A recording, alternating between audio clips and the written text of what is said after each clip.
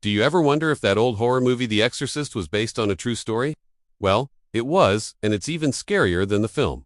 Let me explain. It was the late 1940s, and a quiet 14-year-old boy from Maryland began experiencing strange and violent phenomena at home.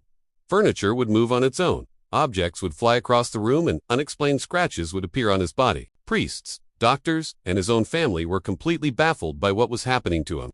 At first it seemed like just a few bumps in the night. You know, the kind of scary things that happen to people when they sleep with their lights off and their closet doors open. But these events escalated fast. That's when Catholic priests were called in, because there was nothing more to explain what was happening. Over the next several months, more than 30 exorcism sessions were performed on the boy.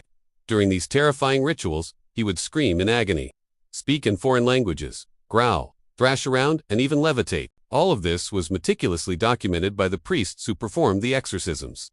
They wrote about these experiences in detailed diaries, describing everything they witnessed in graphic detail. What they witnessed left even the most seasoned priests absolutely terrified. I can only imagine how scared they must have been. I mean, we read talking about grown men of the cloth who had dedicated their lives to God and helping others, and even they were afraid of what might happen next.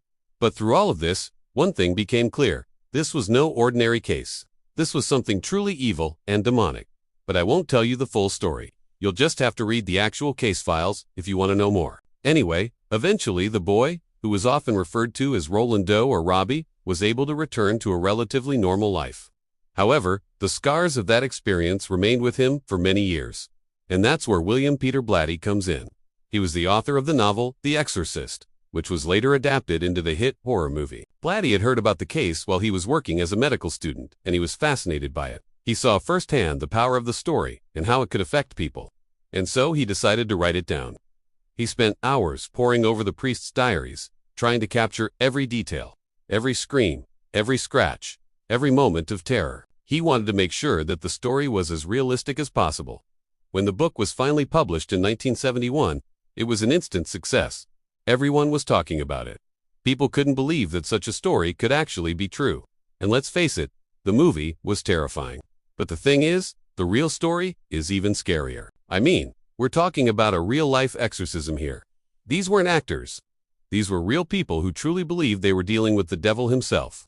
So if you're a fan of the movie and you want to see just how terrifying this story really is, then I challenge you to read the actual case files. I bet you won't be able to put them down. Thanks for watching. Would you dare read the actual case files? Let us know in the comments below. And don't forget to subscribe for more